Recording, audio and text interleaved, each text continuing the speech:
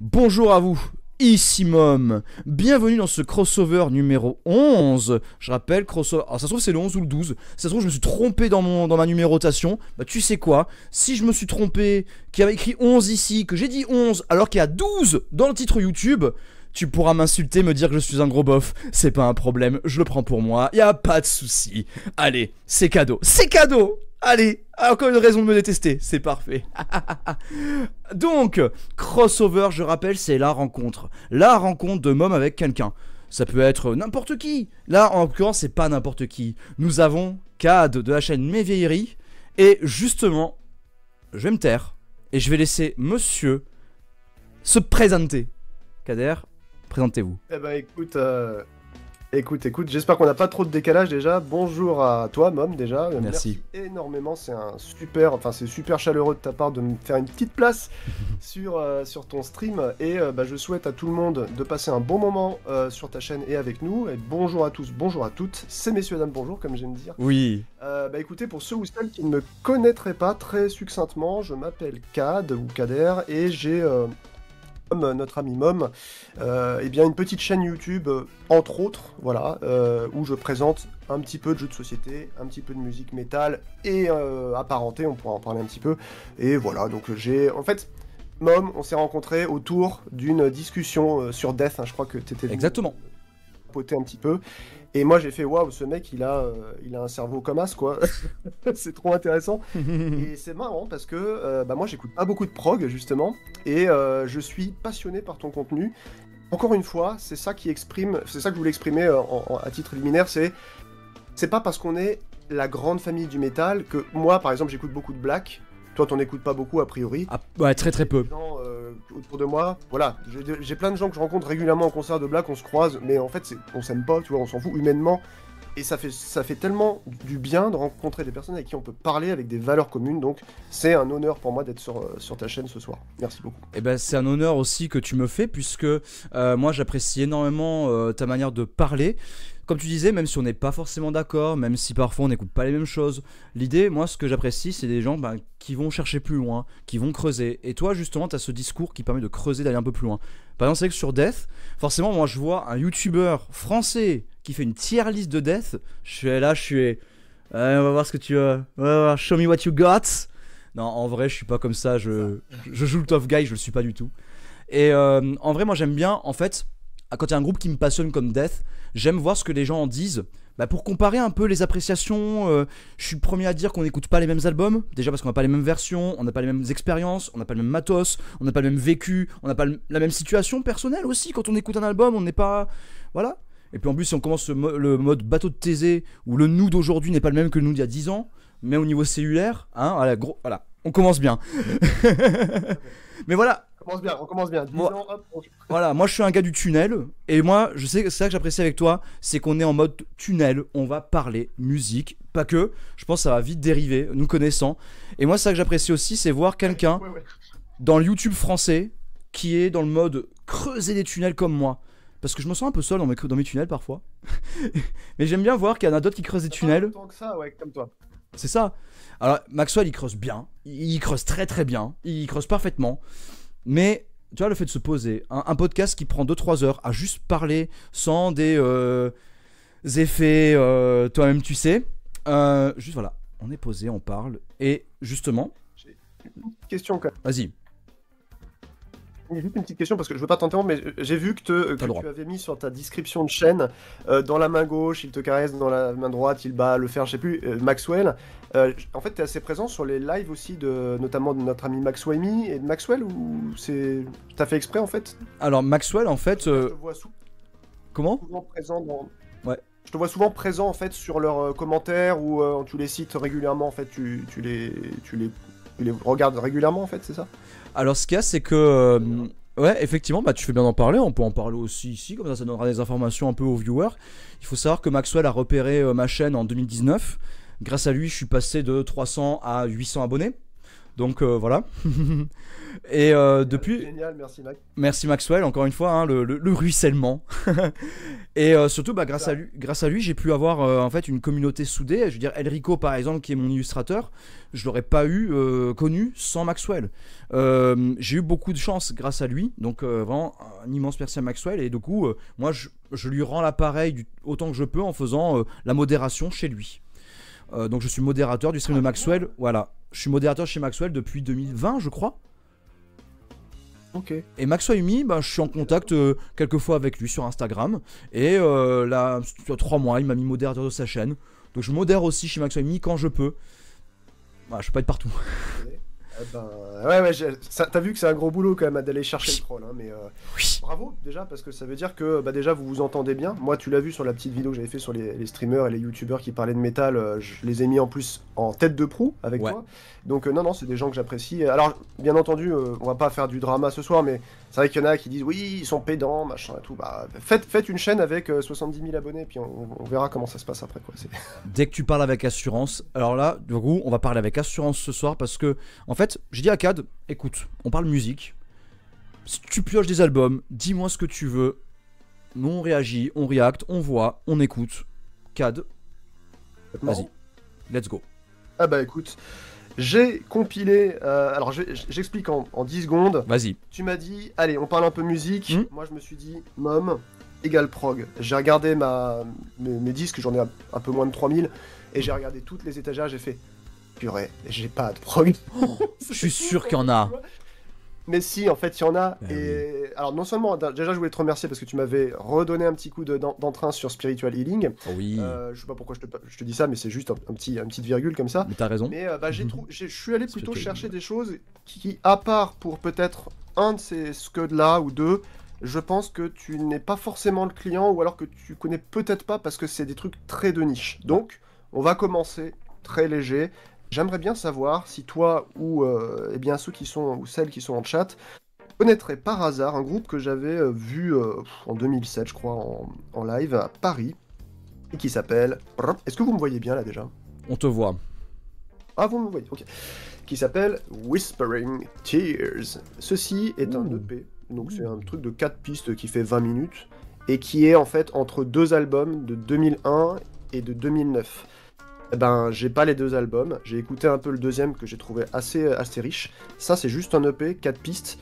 On est sur un death qui mélange atmosphère et technique, et je me suis dit, tiens, il pourrait y avoir un aspect prog là-dessus. Donc, on ne sait pas ce qu'est devenu le groupe, je crois qu'il y a un type qui fait partie de Mind Asylum en live. Ok. Est-ce que ça te parle? Est-ce que tu as déjà entendu parler de Whispering Tears? Alors là, tu vois, tu me prends au dépourvu. Je me suis dit parce que peut-être que j'aurais des choses à dire et tout ça, mais non, pas du tout. J'ai même pas entendu. Alors après le label Grid Dane Records, ça va, je connais. Ils ont tendance à signer Carcarias, donc voilà.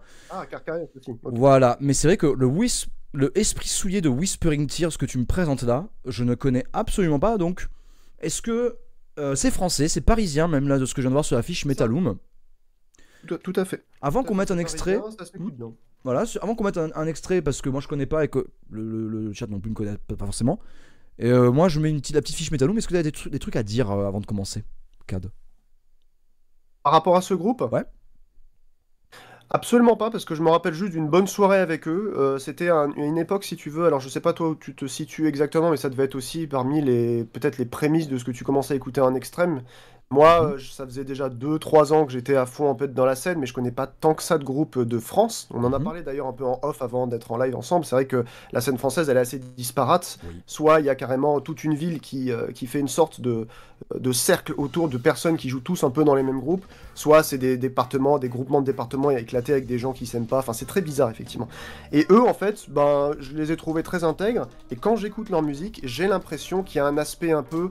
Alors c'est pour ça que là j'aimerais vraiment, je sais qu'il n'y a pas une définition du prog, et j'ai vu pas mal de tes vidéos, mais j'aimerais bien que tu me dises, si un jour tu arrives à écouter un petit peu, est-ce que dedans, tu trouves qu'il y a un aspect progressif? Parce que quand on regarde les définitions, finalement, notamment sur Wikipédia, de Très bien. ce que c'est que le rock progressif, etc., on arrive sur un aspect jazzy, un peu... Ouais. Qu'est-ce qu'ils disent? Ouais, ça rajoute un peu de la technique par-ci, par-là, tu vois, il y a de la... Donc c'est très vague, c'est très vague. Donc non, j'ai pas grand chose à dire sur ces 4 titres, ils sont relativement variés, mais encore une fois, je sais que toi t'es pas forcément à rechercher l'atmosphère. On avait parlé sur ma tier list de Demolition, t'avais dit ah moi je préfère toujours Suffocation. C'est 2 écoles complètement différentes, c'est sûr. Donc là je pense que on est entre un peu les deux. D'accord. On peut mentionner Suffocation pour dire que effectivement il y a quelque chose d'un peu chiadé dedans. Ok. Maintenant, je t'avoue, ça reste pas le groupe du siècle. Je le présente parce que je l'avais pas réécouté depuis des années. Je me suis dit ah mais il y a ça ressemble à quoi? Ça m'a remis dans dans une sorte de petit souvenir. Voilà, voilà.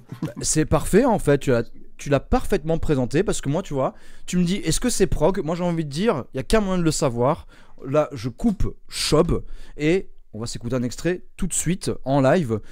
Tu me proposes quel morceau entre Froide Désillusion, Esprit Souillé, Délivrance et Une Nouvelle Existence? Ah, tu les as tous trouvés? Bah ils sont sur Bandcamp.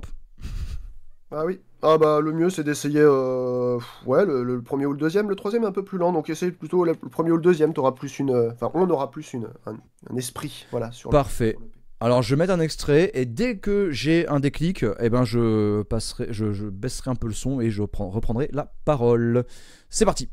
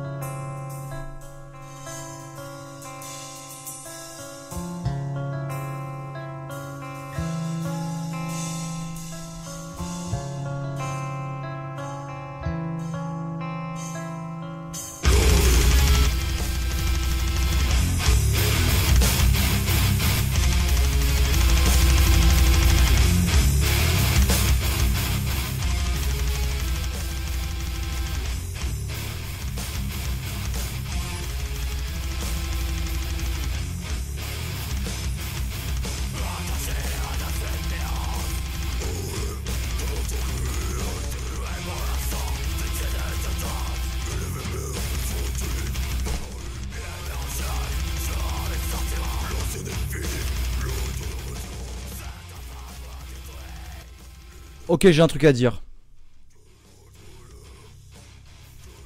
Allez. C'est complètement prog.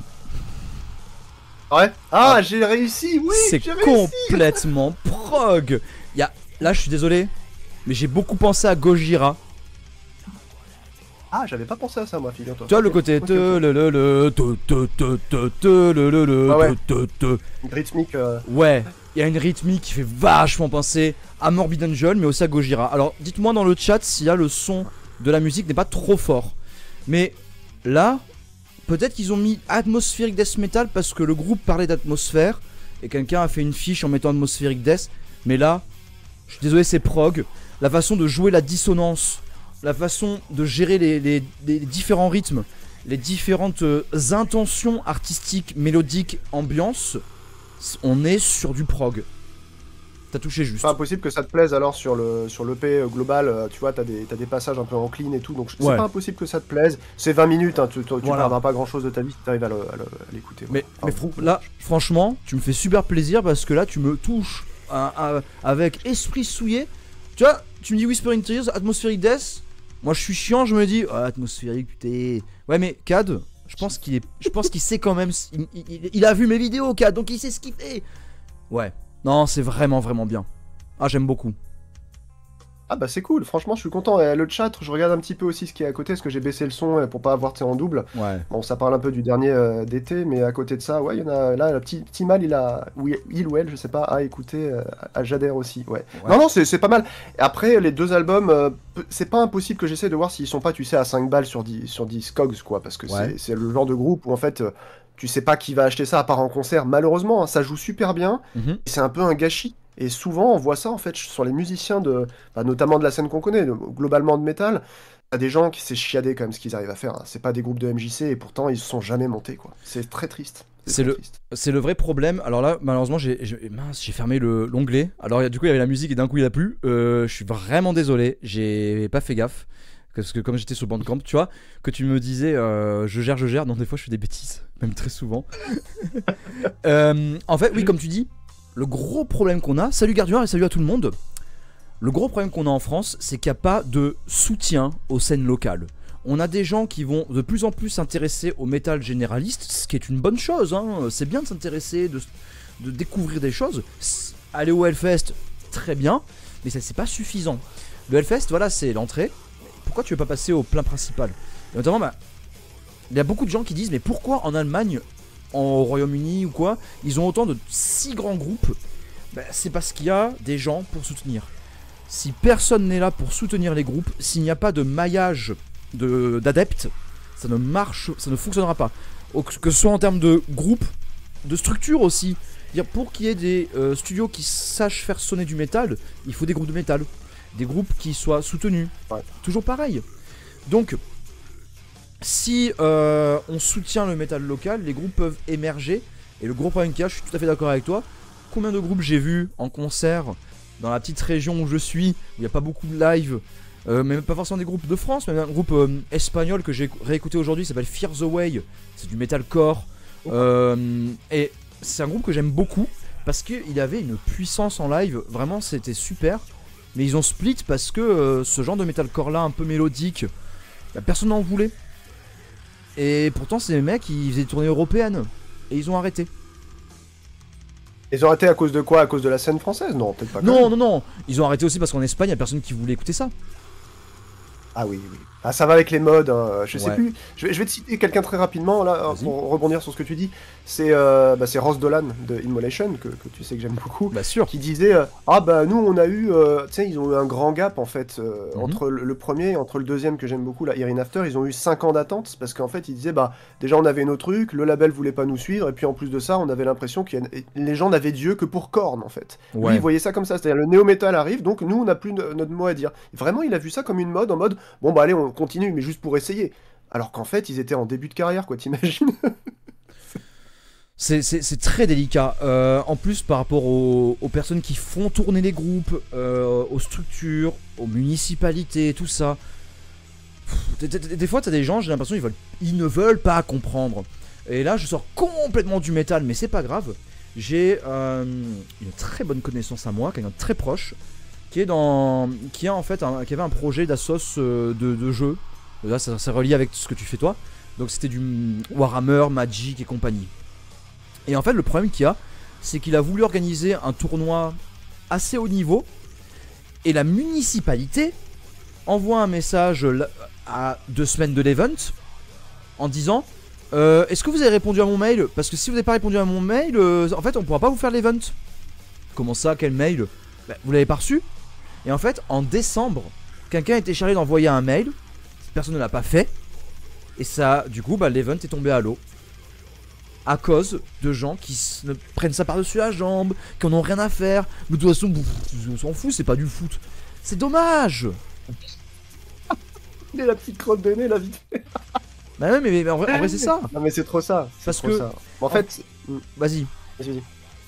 Moi, je voulais juste dire... Non, c'est pas pour cracher sur le foot. C'est juste comme le foot, c'est plus admis. Ils connaissent aussi. Ça rassure plus les municipalités. Alors que le jeu de rôle, jeu de société, bon... C'est mignon là, mais les quadras qui jouent aux cartes là avec leurs figurines, bon, tu vois ce que je veux dire? Je te donne un exemple pas plus tard que tout à l'heure. Il y a eu dans ma petite asso, rapidement, vraiment parce que ça va illustrer ce que tu dis, parce que c'est la bureaucratie à la française. Exactement, tu en as parlé. Les associations, c'est ça, quand les assos si tu ne passes pas par une asso où tu as mentionné par exemple Games Workshop là pour Warhammer et puis Magic c'est de la DCI, si tu passes pas par soit une asso locale, soit un vrai truc avec un event posé, etc., avec des gens qui savent faire, donner les papiers, répondre, etc., t'es sûr et certain que s'ils tombent pas dans le pif ou que t'es pas un chasseur en campagne, ils vont annuler ton truc, quoi. Donc en gros, ce qui s'est passé, c'est que nous, le président a dit bon, c'est bon, j'ai pas réussi à faire ce que je voulais dans cette asso, je rends les clés, qui la veut. On a fait une AG, voilà, on s'est réparti les postes. Et en fait, comme lui, c'était le seul du petit village où il y a cet assaut qui est déposé, et que maintenant, dans le bureau, il n'y a plus personne de ce village, ils sont juste de la grande ville d'à côté, la mairie a dit « Ah, en fait, on vous filera plus la salle, parce que il n'y a plus personne qui est issu de ce village. » Ah bon? Ah d'accord, ça saute comme ça, en fait, d'accord. Comme ça, juste pour ça? Pour la raison qu'il n'y a plus personne du village. C'est ça, donc là, j'ai demandé à l'ancien président de dire vas-y, reviens dans le comment on appelle ça, c'est le conseil administratif, là, et comme ça, ce sera bon, parce qu'au niveau de l'assaut, il faut qu'il y ait au moins une personne du conseil d'administration qui soit dedans pour que ça puisse... Enfin, c'est donc pour la musique, c'est kiff bourricot, quoi, comme on dit en Algérie. C'est-à-dire que c'est pareil, quoi. C'est triste. C'est triste. Alors moi, je vais te dire rapidement ça. J'ai traîné, j'avais fait un petit groupe très longtemps et tout, avec des gens, j'en ai plusieurs. Et dans notre ville, il y a eu un achat d'un bar-concert Avant l'achat de ce bar-concert, c'était pas trop compliqué d'organiser des lives là-dedans, mais depuis que c'était un de nous, parce que c'est un des gars, un des métalleux qui a acheté ça, là, tout d'un coup, toutes les portes ont été ouvertes. C'est beaucoup plus simple d'organiser les choses. Je pense que la France n'aime pas le rock, n'aime pas les musiques alternatives. La France, malheureusement, alors qu'elle a un passé glorieux en fait en musique savante, Bien sûr. se vautre en fait dans les Europe 1, les France Inter, etc. Il y a quelques bonnes chaînes, globalement, je sais pas si tu écoutes un peu, moi des fois ça m'arrive, tu vois, d'écouter France Culture ou France Musique. Ouais. Radio Classique aussi, même s'ils ont des obédiences un peu politiques, un peu plus discutables, mais il y a quand même des bonnes choses à tirer là-dedans. À part ça, t'as les radios, tu sais, genre Prune ou autre, enfin des trucs de région, mais c'est vrai que globalement, ils n'aiment pas le rock et le métal, je Non. crois, vraiment. En fait, ce qu'il y a, là on va encore rentrer dans des suppositions, mais c'est vrai que dans les années, il y en a beaucoup qui déplorent chez les anciens, c'est chez ceux qui ont 50, 60 ans, que avant, dans les années 80, tu branchais ta radio, t'avais du rock, du hard rock, voire du heavy metal. Simplement, c'était la mode. Les années 80, c'est l'âge d'or des musiques électriques. C'était vraiment l'apogée. Sauf que, il y avait aussi de la pop synthétisée à fond. Il faut pas faire cet effet Mandela de se dire qu'il y avait du rock partout sur les radios. C'est faux. C'est absolument faux. Parce que mon père, ça va un peu cool, ouais, mais mon père et ma mère, ils allaient en discothèque. Ils n'écoutaient pas de rock. C'était pas vraiment leur musique. Eux, ils écoutaient du cold wave, ce genre de choses, du post-punk. C'était pas vraiment du rock. Et en vrai, oui, t'avais accès au rock à l'époque parce que c'est ce qui faisait vendre. C'était visuel, c'était nouveau. Il y a l'action d'MTV aussi qui faisait bien vendre les clips. Mais une fois que ce côté nouveau est passé, la musique a changé. Et forcément, est-ce que la France a suivi le mouvement ? Pas vraiment. Parce qu'il y a ce côté, on va le dire, un peu chauvin. Nous, on veut pas des trucs d'Amerloc. Moi, j'ai souvenir de ça. Hein. J'ai envie de te raconter une autre petite anecdote. Vas-y. Tu veux bien, maman ? Il y a un oncle, bon, chez moi, il est décédé, il avait plusieurs frères. Et il y en a un qui était pas loin dans ma région, moi je suis du Grand Ouest. Et je me rappelle, il y a très longtemps, donc on remonte à peu près à 98-99, j'avais monté un petit groupe, je venais de commencer la batterie avec mon pote d'enfance. Ouais. On avait monté un groupe, et lui, il savait ça, donc cette espèce d'oncle bis, quoi. Et il m'a dit, ah, mais tu sais que moi, donc il bossait avec Laurent Voulzy, des gens comme ça, tu sais, lui, il bossait pour la radio, en fait, il bookait des gens, etc. Il me dit, tu sais, là, je fais un espèce de mini tremplin, donc on pourra en revenir, des tremplins CF Max Wayne. Et en fait, vous nous envoyez un morceau, et ensuite ça passe dans une compilation et vous pouvez peut-être passer ensuite en studio, le mieux le réenregistrer. Enfin tu vois, nous on avait les yeux qui brillaient. Ouais. Donc on enregistre un truc, je crois qu'on avait fredonné un truc en français, tu vois. La réponse a été cinglante. Ah, c'est pas de l'anglais. Et j'avais envie de lui dire, ben non, gros con en fait. Excuse-moi, mais c'est insupportable. On s'est vautré, vraiment, sans faire de l'américanisme primaire, tu vois, je suis pas là pour ça, mais on s'est vraiment vautré. On s'est vraiment vautré. C'est-à-dire que dans toutes les ramifications, en fait, du maillage, tu parlais du maillage tout à l'heure culturel, il y a un gros problème. Vraiment, vraiment. Si c'est pas les Hellfest qui ont pignon sur rue ou les machins, les Radio France, à côté de ça, tu as l'impression de ne pas exister. Du coup, c'est là que c'est important de soutenir sa scène locale, Exactement. ses petits labels, etc. Voilà, c'est juste ce que je voulais dire. Et là, je me permets aussi un autre lien parce qu'il y avait un débat que j'avais beaucoup suivi à une époque. C'était quand j'étais au lycée, donc c'était aux alentours de 2007-2009. En fait, en géographie, on évoquait les différentes puissances mondiales. Moi, je trouve ça hyper passionnant, hein. Notamment l'Allemagne. Et pourquoi l'Allemagne ? Et c'était un sujet, au début tu te dis ouais, pourquoi on parle de ça, tu sais, quand tu es au lycée. Mais pourquoi l'Allemagne est autant compétitive en matière de sport ? Et pourquoi l'Allemagne met en avant le sport ? Bon, il y a tout un passé aussi lié à l'effort, une culture aussi liée au travail bien fait, à la rigueur. Ça a été d'ailleurs essentialisé, détourné et employé à de mauvaises fins. Je vais pas rentrer dans les détails parce qu'on est sur Twitch, mais vous savez de quoi je parle. Mais ce qu'il y a aussi, c'est que structurellement, dans l'administration allemande, avec les Landers, il y a la possibilité d'avoir beaucoup de maillage associatif sportif. Et l'école est aussi alignée à ce projet-là, dans le sens où tu fais classe le matin, l'après-midi, tu vas en association. Donc forcément, en Allemagne, ils sont très bons en sport, parce que certains en font depuis tout le temps, et les structures sont en place. Là, je reviens en France. On a eu le changement de rythme scolaire avec le mercredi matin.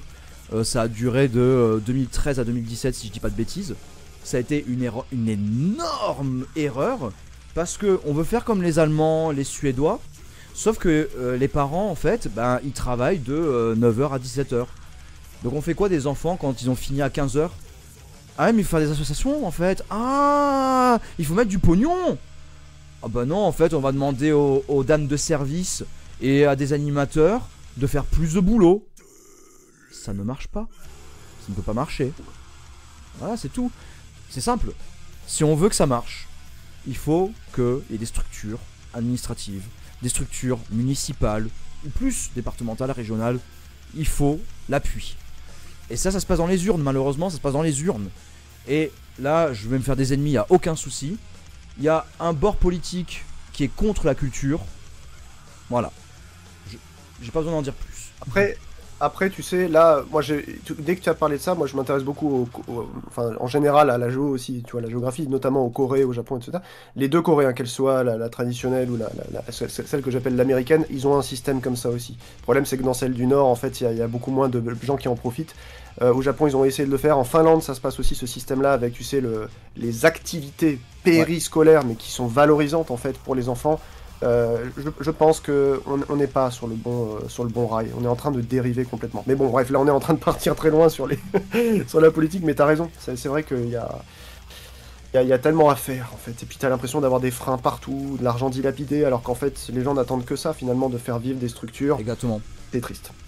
Non mais c'est important, voilà, parce que mine de rien, peut-être que dans les auditeurs et auditrices qui vont tomber sur le podcast, peut-être qu'il y en a qui vont se dire ouais mais alors pourquoi le métal est pas autant planté? Voilà, c'est à un moment faut dire les termes, faut dire les choses, et voilà, il y a des actions à faire concrètement, donc notamment voilà, se renseigner, aider, soutenir et compagnie. C'est du temps, c'est sûr. Mais c'est aussi pour ça qu'il y a plein de gens qui font des chaînes YouTube, des streams Twitch ou des choses comme ça. C'est pour faire vivre cette culture. Et s'il y en a qui doivent... En fait, il faut bien comprendre qu'on a plus de vues, plus de visibilité si on fait du contenu putaclic. Donc quelqu'un qui veut défendre la scène locale, qu'est-ce qu'il va faire? Il va dire le Hellfest c'est de la merde. Comme ça il va être bien mis en avant. Et des gens vont venir. Ils vont avoir du coup un carrefour pour que les gens puissent venir. Et ah mais alors tu dis que le FS c'est de la merde parce que en fait il y a toutes ces scènes locales que je connais pas. Non, sauf que ça marche pas comme ça malheureusement. Mais voilà.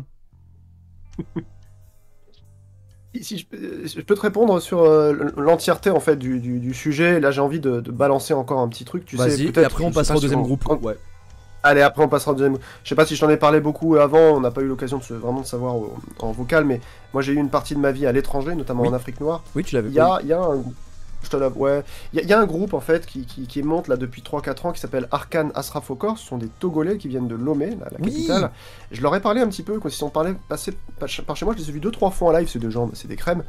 Et en fait, j'ai fait découvrir ce groupe à un ami qui est en fait un professeur de Moré, qui est en fait au Burkina Faso. Le Moré c'est la langue traditionnelle de Mossi au Burkina Faso. Le mec il a à peu près mon âge, tu vois, il a 43, 44, moi je viens d'avoir 40.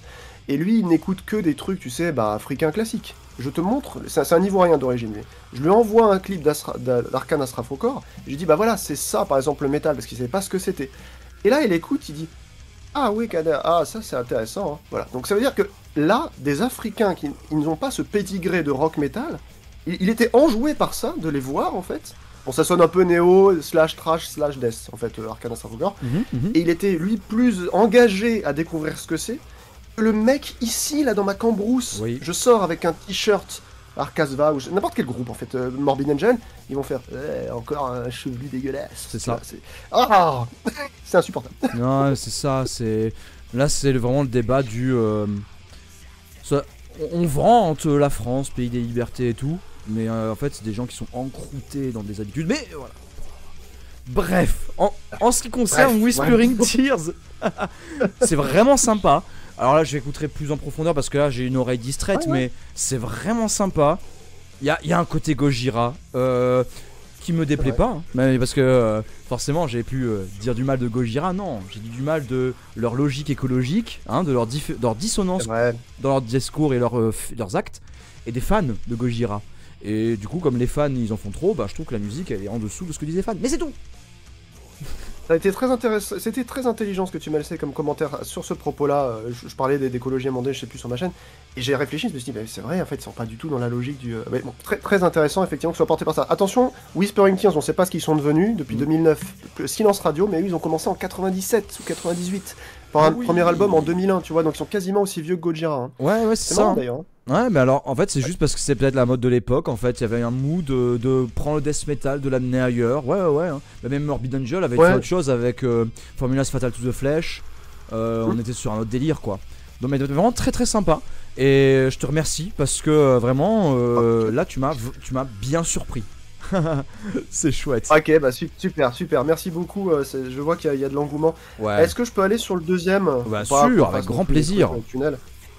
Eh ben écoute, merci beaucoup et encore merci de la tribune que tu me laisses. Alors, je vais présenter très rapidement pareil, ça c'est des trucs que j'ai pas écouté depuis des années. Je me suis dit il faut que je ressorte ça et ça va sûrement tomber ensuite dans le giron de Mom. En plus ça va être un petit peu pas hors sujet pour une fois. Non. Il s'agit du groupe, on m'avait offert cet album, du groupe Ellipsis de Grenoble. Ellipsis. Est-ce que ça te parle?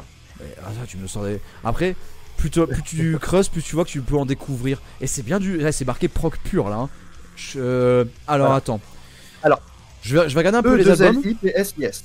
Ouais, c'est The Grace Decapitated, sauf que là c'est marqué The Grace Decapitated, mais ils ont fait exprès de mal l'écrire en fait sur l'album. Voilà. Ok. Coma Story. Ouais, Coma Story, je vois la cover. Ouais, ok. Tu vois un petit peu avec la dame là comme ça dessus. Ouais, c'est très lointain. J'ai dû découvrir ça. Alors, pas découvrir, mais j'ai dû écouter ça entre 2012-2014 quand j'étais dans mon premier studio étudiant et que je découvrais un petit peu d'autres horizons du métal français. Mais même 2014-2015. Mais alors, je pourrais pas te dire à quoi ça correspond vraiment musicalement, mais très content de voir ça. Alors justement, si ça te fait plaisir, moi aussi, parce que je vais développer un petit peu. C'est un album de 10 pistes, c'est l'avant-dernier de Souvenirs, je crois, qu'ils ont fait. Alors, j'ai une histoire particulière avec ce truc-là. J'habite à Grenoble en 2010, je suis en études de japonais là-bas. Je reviens en fait, j'arrête ma licence. Il y a un pote qui m'offre ce Scud. J'ai jamais vu pendant des années, en fait, j'avais pas compris que le chanteur, figure-toi, de ce groupe-là, c'est Fabrice, je crois qu'il s'appelle Fabrice, et c'était le vendeur de Metallian Shop, c'est un gros magasin de métal à Grenoble, dans lequel j'allais tout le temps, voilà. Et c'était lui, en fait, on se parlait tout le temps. Il venait de sortir un an auparavant où j'y étais ce truc-là, et j'ai jamais fait le rapport que c'était lui le chanteur. Donc, comment ça se passe? Ce Scud, en fait, pour moi, est du prog. J'ai vu aussi sur Metal Ship, je crois que ce que tu montrais à l'instant, hein, j'ai switché un petit peu, mais je crois que il m'a juste prog metal. Progressive metal. Voilà. Ouais. Pour moi, alors tu le sais peut-être, je suis un gros fan, peut-être que toi aussi, de Nevermore. Oh, je t'en avais parlé en commentaire, ouais. Je t'ai même suggéré d'autres groupes qui ressemblaient beaucoup à Nevermore et que j'aime beaucoup. Nevermore. Il y a Communique, il y a tout ce que tu m'as montré aussi avec le reste qui est plus prog encore, mais. Ouais, Dead Season, Vigilante. Dead Season. Ouais. Vermitrax aussi, américain. Je sais plus si c'est toi qui me l'avais conseillé celui-là, mais peut-être un autre. Non, je pense pas. Personne. Un seul album, Vermitrax, hein, donc c'est complexe à trouver. Alors, Ellipsis, je trouve que c'est chiadé. Parce que, encore une fois, je suis pas sur. En général, tu vois, moi j'ai fait une fixette sur Nevermore, je me suis arrêté parce que j'ai l'impression qu'à chaque fois que je réécoute les musiques qu'ils proposent, selon l'espace, les problèmes, les connaissances que j'ai autour de moi, je digère différemment en fait les albums de Nevermore. Du coup, j'ai l'impression de ne pas avoir besoin d'aller autre part. Oui. Et en fait, ce truc-là, alors Fabrice je crois qu'il se fait surnommer Emmanuelson là-dedans. Il n'essaye pas de singer la voix de Warhaldane, mais j'ai l'impression en fait qu'il s'inspire grandement en fait de sa candeur, tu sais, de sa façon de déclamer, etc. Je trouve que c'est bien foutu. Et d'ailleurs, j'ai envie de saluer un peu l'effort que pour une fois, enfin je dis pour une fois, j'en connais pas non plus des 36 000 des groupes en français qui chantent en anglais, parce que j'en écoute pas peut-être. On sent pas trop l'accent français derrière, tu vois. À côté de ça, musicalement, eh bien, je trouve qu'il y a justement, comment dirais-je, une richesse absolument à tous les niveaux. Peut-être que la batterie m'impressionne moins, mais c'est pas grave, parce que je sais que dans le prog, on aime beaucoup, tu sais, cultiver cet amour de la virtuosité, tu en parles souvent sur ta chaîne. J'ai l'impression que les mélodies qu'ils ont trouvées me plaisent et ça fonctionne. À part pour la 7, Alchemy Kill Bomb, là, où ils ont fait chanter une fille qui a chanté dans Nightmare aussi, tu sais, ce groupe grenoblois. Je sais plus si c'est elle ou quelqu'un d'autre, mais bref, généralement, moi je suis pas trop fan de voix féminine, donc là en fait, je trouve que c'est un peu un raté. Toutes les autres, je les aime. Ça coule de source, t'as l'impression de ne pas avoir envie de regarder ta montre, et ça fonctionne. C'est le seul d'ailleurs indicateur qui montre qu'un groupe fonctionne, que tu n'as pas envie de passer, tu sais, allez, j'avance un peu dans la piste pour voir comment c'est. Voilà. Ah ouais. C'est vrai. Bah tu vois, j'avais pas ce souvenir là d'Ellipsis. Moi j'avais souvenir d'un côté un peu plus extrême. Donc on va voir quand on va s'écouter un extrait. Ce qui est intéressant dans ce que tu dis, ouais, c'est quand tu parles de Sanctuary et Nevermore. Alors pour situer quand même, Warhol Dane, c'est un mec, il est venu avec Refuge Denied de Sanctuary, le premier album. Je crois que c'est 80... J'étais surpris, je crois que c'est 88. C'est 88 je crois, ouais. Je vais revérifier parce que j'ai fait une vidéo je crois que c'est ça. avec ce Megadeth et du coup je suis un peu revenu à 88. En 80, j'ai trop hâte, je frémis là. bien sûr. Donc Warhol Dane avec son groupe, bien sûr, il est pas tout seul, mais Warhol Dane a une grosse importance dans Sanctuary au début. Donc ils arrivent avec Refuge Denied 88. C'est bonjour. Vous connaissez thrash metal? Bah en fait, on va tout démolir. Voilà, on va faire des élans mélodiques, des voix vraiment, mais t'attends pas ça dans le thrash metal? C'est un vrai chanteur. C'est pas un braillard, c'est pas un criard. Alors il y a des gens qui crient bien et qui braillent bien dans le thrash metal. Hein. Moi j'écoute Watchtower, le mec, le chant il est pas bon. J'aime bien. Mais là, Warhol Dane c'est théâtral. Du théâtral dans ton thrash. Où t'as vu ça? Bah chez Sanctuary. Et Into the Mirror Black, c'est un immanquable. 90. T'as Rust in Peace et Into the Mirror Black. Il est différent quand même, hein. Ils sont vraiment différents les deux albums. Ouais, mais j'avoue que j'avais une petite préférence pour la première, mais c'est vrai que celui-là je l'ai peut-être moins écouté. Into the Mirror Black, en fait, c'est celui avec lequel j'ai découvert Sanctuary. Et j'ai été mais impressionné par Future Tense. C'est le refrain quoi, c'est hyper bien rythmé, c'est hyper bien écrit, c'est tellement fin. Et en fait, Warhol Dane, il a fondé Nevermore en mode bon bah, c'était bien le thrash. Maintenant on va faire du prog. c'est C'est trop ça. Ouais, mais Nevermore, c'est que ce que tu dis, c'est que il y a tellement dedans, c'est tellement riche. Tu peux pas l'écouter qu'une fois. Il faut l'écouter encore et encore et encore. Et je comprends que ça puisse prendre la tête. Est-ce que t'en as pensé toi des deux albums de Warhol Dane, enfin des 1,5 albums de Warhol Dane? De Warhol Dane, tu veux dire dans quel... son projet en fait, tu sais, quand il a quitté Nevermore, il a fait ça, ouais, Ah, son projet, alors attends, je vais chercher parce que... Il en avait déjà fait un en 2010. Alors, Warhol Dane, ouais, le projet, Warhol Dane, projet solo, c'est ça? Praises to War Machine ça, ouais. Et Shadow Work, oui. Je n'ai jamais écouté. Oui. Bah je te les conseille. Ok, Dans le premier, le batteur, c'est le batteur actuel de Megadeth, tu vois. Et dans le deuxième, c'est qu'une équipe de Brésiliens, et c'est d'ailleurs un de ces Brésiliens qui l'a retrouvé arrêt vasculaire, tu sais, dans sa chambre d'hôtel, quand il a enregistré au Brésil, donc tout son album. C'est pour ça que c'est un demi-album, en fait, enfin, ils avaient quasiment fini, mais donc le deuxième est un album posthume, en fait, malheureusement, et il y a des trucs magiques dedans, vraiment. D'accord. De toute façon, c'est Warhol qui fait, mais c'est pas les mêmes musiciens, voilà, d'un album à l'autre, c'est assez bizarre, mais bon, c'est comme ça. Mais c'est vrai que la mort de Warhol Dane m'a beaucoup touché. Dans le sens où bah, en fait il est mort en 2017 et moi je l'avais vu au Wacken en 2017. Et t'es allé au Wacken? Ouais, en 2017 parce qu'il y avait des potes. En fait je comptais pas y aller, il y a des potes, j'ai rencontré des gens, ils ont dit viens tu es en Wacken avec nous. Je fais ok. J'ai bien fait, comme ça je me suis rendu compte que c'est pas pour moi. Trop de monde. Oh c'est horrible. Et là Sanctuary, il y avait vraiment un mauvais son et tout, j'étais dégoûté parce que tu voyais que Warhol Dane se donnait à fond et tout. Et 6 mois plus tard il meurt. Putain. Ah, c'est fou, moi je l'ai vu en 2016 et en 2014 quand il y a eu le retour de Sanctuary en fait. Je l'ai vu la dernière tournée de Nevermore. C'était une chance de le voir, tu sais, pour Obsidian Conspiracy. Ouais. Et bah, d'ailleurs je lui ai serré la paluche, on s'est parlé un peu, etc. Et surtout aussi Sanctuary. Alors Sanctuary c'était marrant. Donc ça c'était Hellfest. Hein. Ouais. Sanctuary, t'avais tous les vieux de la vieille qui connaissent bien le groupe. Moi j'ai un pote qui est un peu entre nos deux âges, tu vois, qui adore Sanctuary, encore même limite plus que Nevermore. Et t'avais en fait plein de nouveaux qui on leur avait dit regarde, c'est le chanteur de Nevermore, profites-en, tu vois. En fait c'était là dans l'altar ou la temple, je sais plus, c'était dans les tentes, là il y avait pas beaucoup de monde.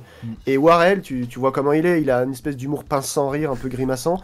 Et il a dit bon allez, la prochaine, c'est celle-là, tu sais. Et donc il dit, bien entendu, vous savez de quel album c'est. Tu vois. Le mec dit ça au public, tu vois.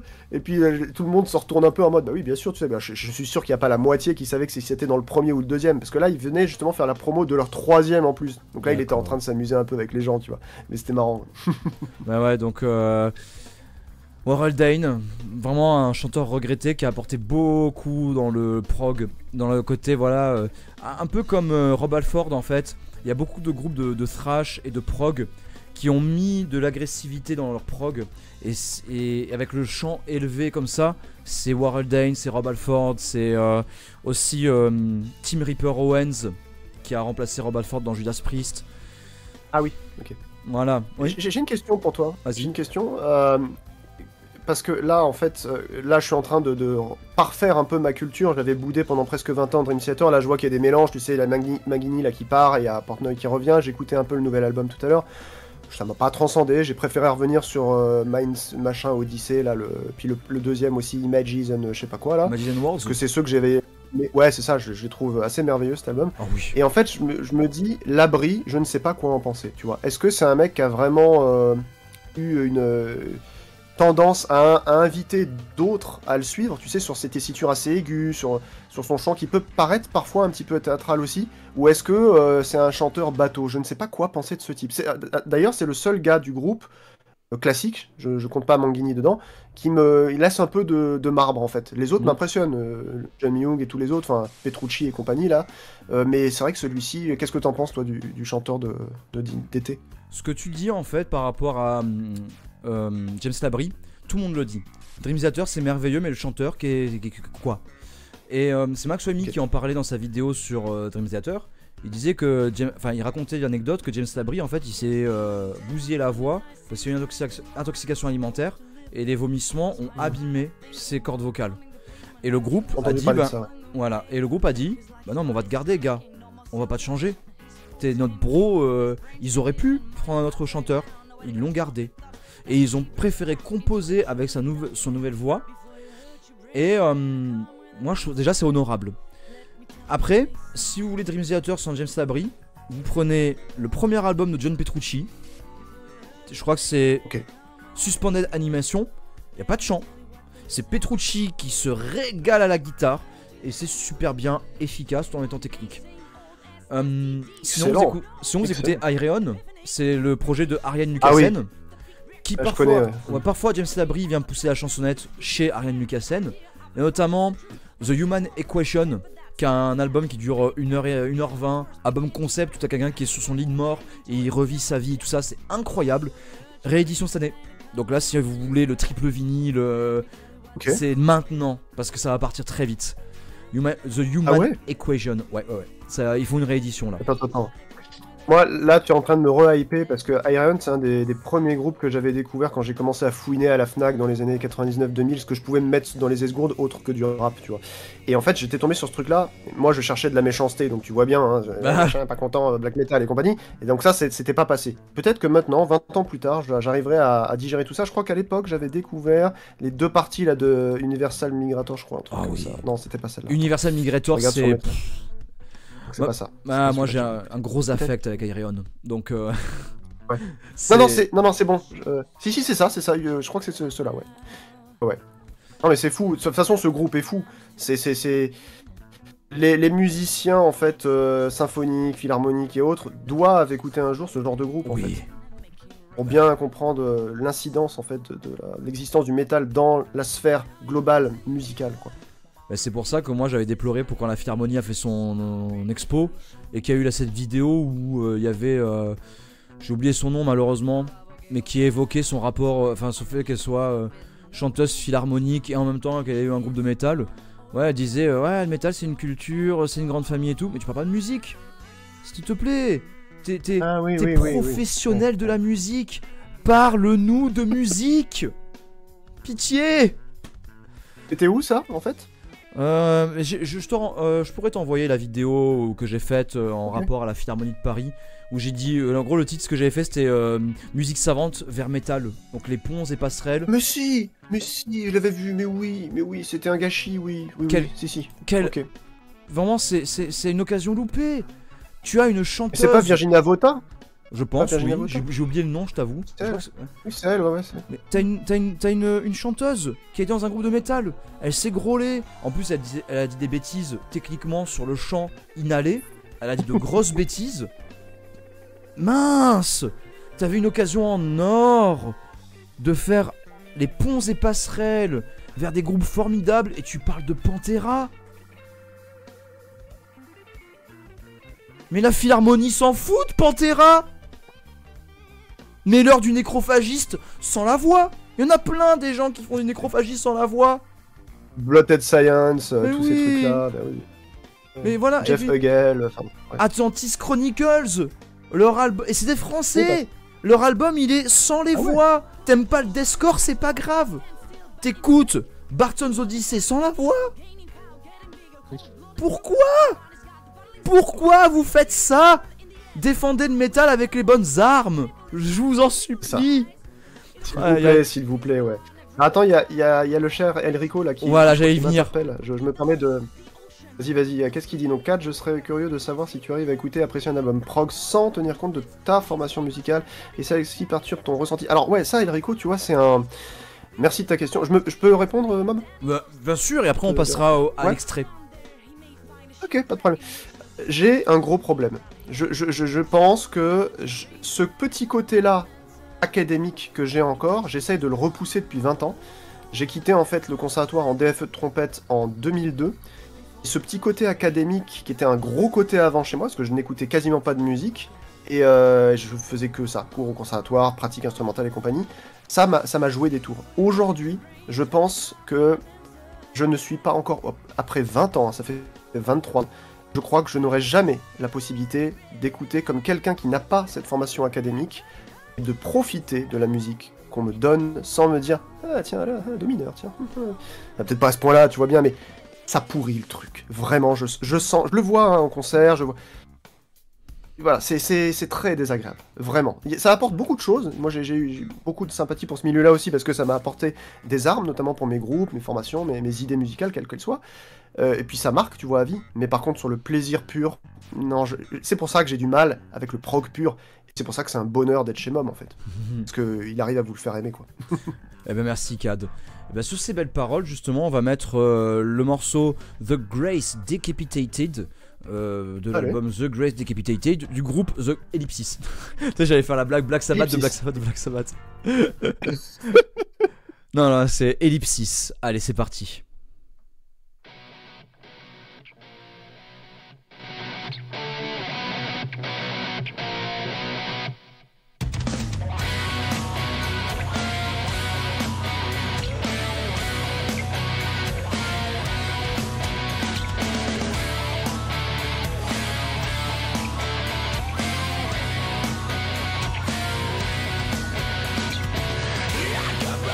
Shadows of rock and roll.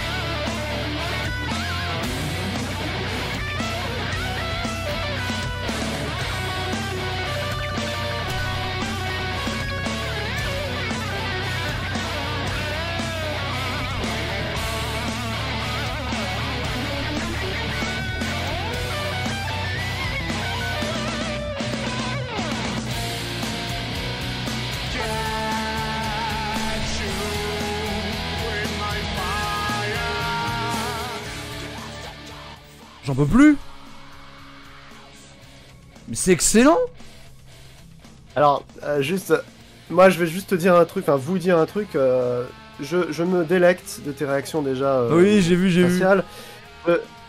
En fait, je vais te dire un truc, je crois que ce qu'il y a de merveilleux dans l'art en général, prog, pas prog, c'est de comprendre en fait, de voir ces éléments en fait qui sont des véritables langues, ce sont des langages en fait qui lient les gens. Ouais. Montrer la chair de poule à un moment donné. Oui. Je crois que ce qui me fait le plus de... Je suis à 2 doigts de chialer en fait. Mais Oh. parce que je vois, toi, dans les commentaires et tout, ça a l'air de susciter un intérêt. Alors que c'est un groupe pas très connu, tu vois, ils ont fait 5 albums. Je suis content, je sais, ça a l'air de vous avoir plu. Donc tu viens me dire ce que t'en penses, mais en tout cas, merci d'avoir écouté cet extrait. C'est incroyable.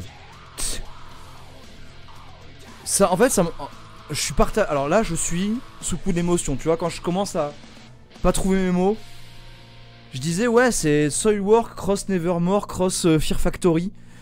Faut que je vérifie. Mais l'album, il est de 2009. Tu vois que toutes les influences années 2000 ont été digérées, comprises. On saisit l'essence de ce qui rend ces genres efficaces. Tu vois, les chants élevés de Fear Factory aussi, qui sont très importants. Hein. Oui. Moi, c'est pour ça que j'aime beaucoup Obsolete, par exemple. C'est qu'il y a des moments qui sont mais extrêmement divins, alors que magistralement, la musique derrière, elle est affreuse, abominable. Et c'est même pas le soupçon de lumière, c'est le pixel de ciel bleu dans un paysage complètement industriel. C'est vraiment le pixel sur du 8K. Tu vois ce que je veux dire? Et voilà, et donc là ils ont pris ce pixel et ils ont réussi à trouver l'essence pour le livrer là. Là franchement la partie chant clair pendant 2 minutes. Waouh! Et t'as vu, tout l'album est un peu comme ça en fait. Je pense que tu pourrais prendre vraiment ton pied si t'essayes de garder 40 minutes. Ah, je vais. Et il y a un autre groupe en fait qui fait penser à ça, qui est un peu plus vieux, qui est Seabreed des Suisses. Oui, bien sûr, c'est Seabreed, oui. Les chants, tu vois. Ouais. Bon, je connais pas grand chose, hein, tu vois. Moi, je suis vraiment, je suis pas sur mes trucs là. Bah, en fait, compliqué. Non, c'est que là, on est sur quand même des gens du clan Maxwell. Maxwell a parlé de Seabreed dans comment ça s'appelle, sa vidéo sur le métal de l'espace. Donc globalement, on connaît. Oui. Ouais, on connaît ça. Mais oui, je vois. C'est le clan Maxwell. Le clan Maxwell, ouais. La Maxwell Corp. Ouais. Non, bah écoutez, moi je vois qu'il y a des trucs assez. Je vois que les gens ont l'air d'être relativement contents de ça. Est-ce qu'on peut savoir vite fait dans le chat, s'il vous plaît, je sais pas si vous allez bien m'entendre, mais est-ce que vous pouvez me dire ou dire à Mom si vous connaissiez déjà l'existence d'Ellipsis Grenoble avant ou pas? Est-ce que vous pouvez me dire rapidement non ou oui, si ceux qui connaissaient ou non? Juste pour que je vois un peu... que c'est vrai que ce groupe-là, 5 albums, en plus c'était chez Metallian, tu sais, Metallian Édition, tu vois, petite boîte qui dépendait du label, enfin du magazine, là. Ouais. Voilà. Non, pas du tout avec regret, Enrico, non. Et Neptune connaissait, et salut Neptune, salut à tout le monde, hein. Bien sûr, en fait, j'ai pas envie de couper CAD, du coup, c'est vrai que je vous parle surtout en écrit pour le chat. Mais moi, en fait, CAD, je vais te dire une chose, tu me fais hyper plaisir parce que je sens que tu as pris soin de sélectionner les albums et ça me touche énormément. T'as pris cette attention de sélectionner les albums qui vont me droit au cœur. Et là, c'est que ce Ellipsis, tu vois, tu me l'aurais proposé il y a 5-6 ans, j'aurais pas été autant réceptif. Parce que, alors tu vois, je parlais d'un côté extrême. Mine de rien, il y est. Et c'est vrai qu'il y a, merci Jubo pour le follow, il y a cette voix un peu Children of Bodom, un peu Soilwork, que j'ai redécouverte dernièrement parce que Chain Earth Machine de Soilwork, excellent.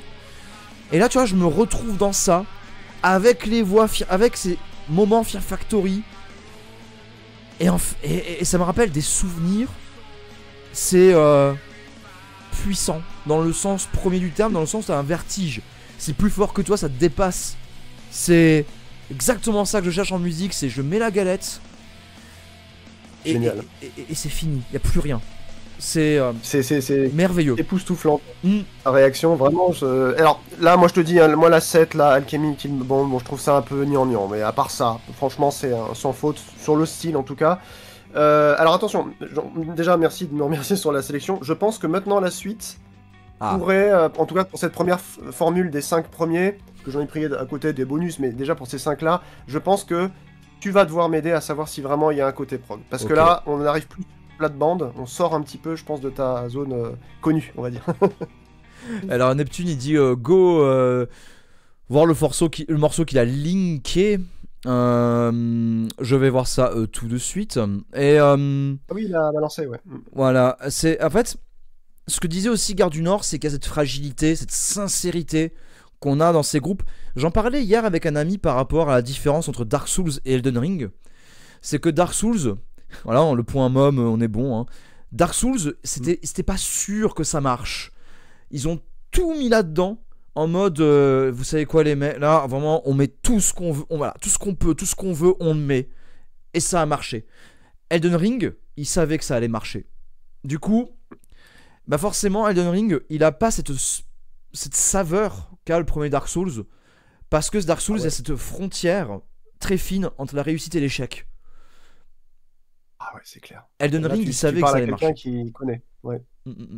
Et là, Ouais, je connais Ellipsis, aussi. ils sont sur ça. Voilà. Pardon, je t'ai coupé.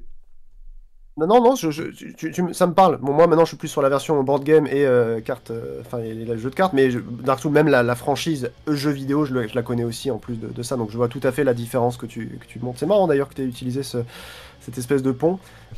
Juste avant qu'on en oublie, je voulais te dire que moi j'ai beaucoup écouté surtout Guilt Machine, l'autre petit projet d'Ariane. Tout à l'heure on Oui, parlait, tu sais, Ariane d'Iron. Lucassen. Voilà, et ça j'avais bien aimé, je l'avais bien aimé cet album, vraiment. Ouais, je m'en rappelle. On va juste mettre un extrait du coup de Butterfly Process, et après on passera au troisième groupe, si tu veux bien.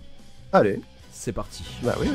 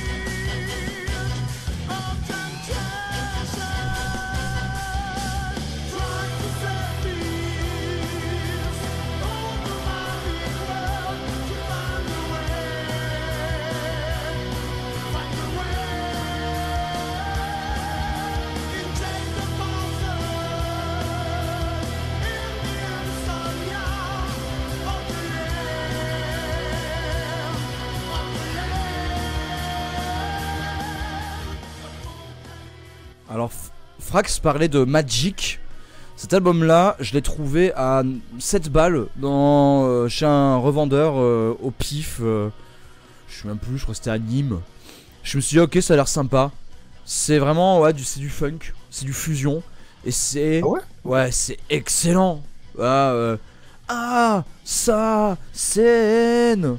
Ça mélange vraiment le fusion à la Rage Against the Machine avec des chants arabisants. Enfin, ça veut rien dire arabisant, mais tu vois. Moi, ce que je dis, c'est que j'ai grandi dans une résidence où c'était globalement beaucoup de culture maghrébine. Donc, on avait des gens algériens, marocains, tunisiens et tout. Et donc, parfois, t'entendais les radios qui jouaient ces musiques-là. Et ça, c'est ligne vocale de la musique maghrébine, enfin des musiques maghrébines. Et vraiment, le Magic là, c'est à des moments un peu tribaux, musique au pluriel du monde. C'est excellent. Génial. Ouais, vraiment, vraiment sympa.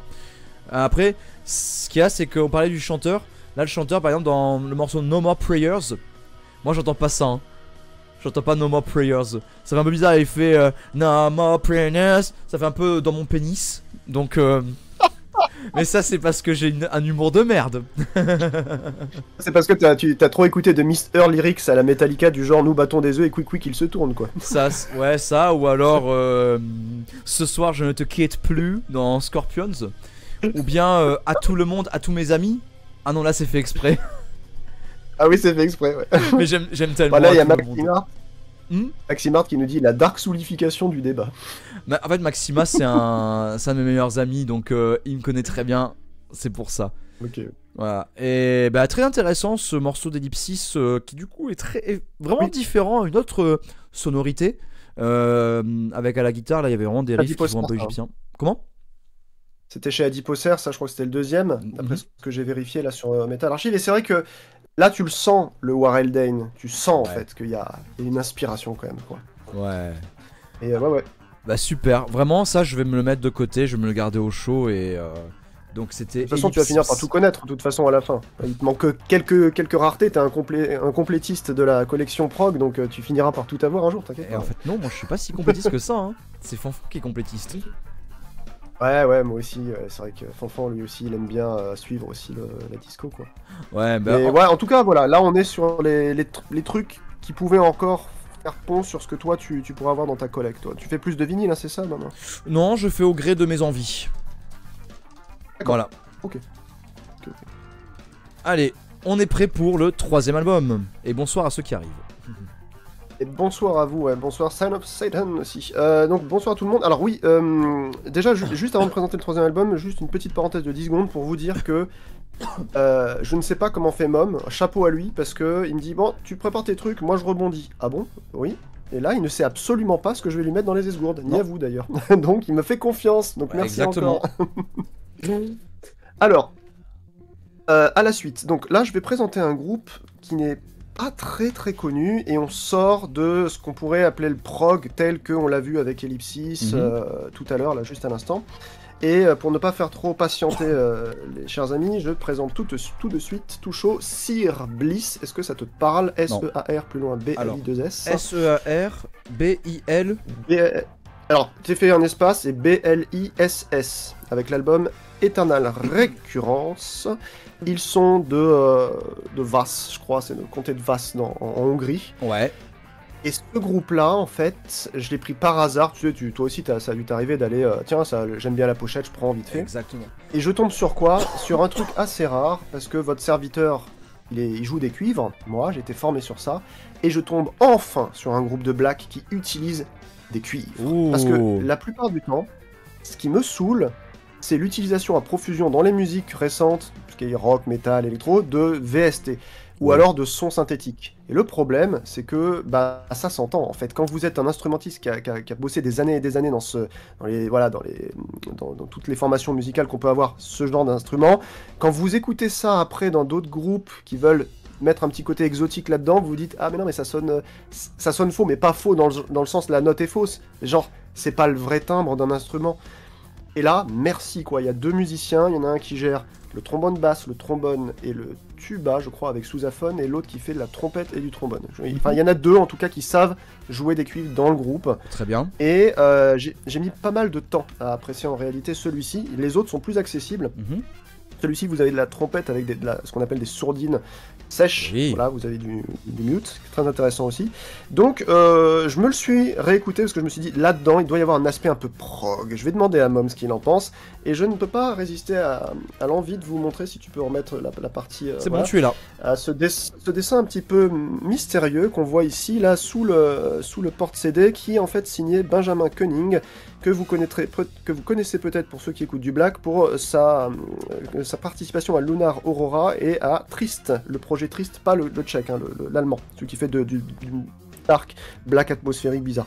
Donc là, il y a cette espèce de figure très chelou. C'est un mec qui est assez particulier, il a bossé pour justement faire des décorations dans pas mal de magazines, ou aussi même des jaquettes de black metal.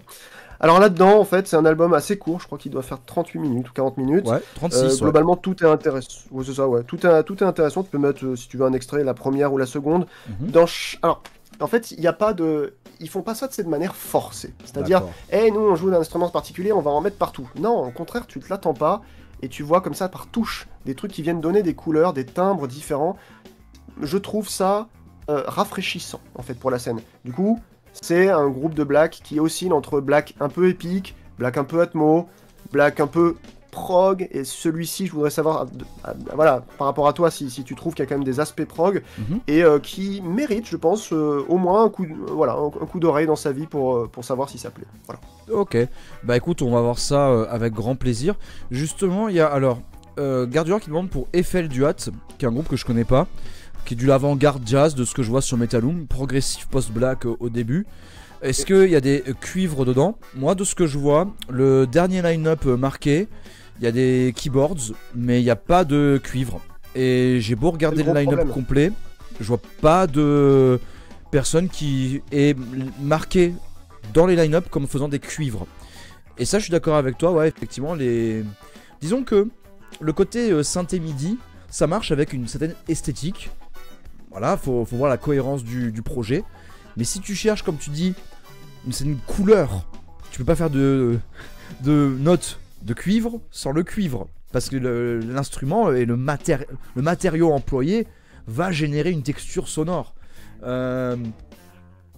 Ça dépend de ce que tu Alors, recherches. si Ouais. tu permets, Vas-y. juste une petite parenthèse.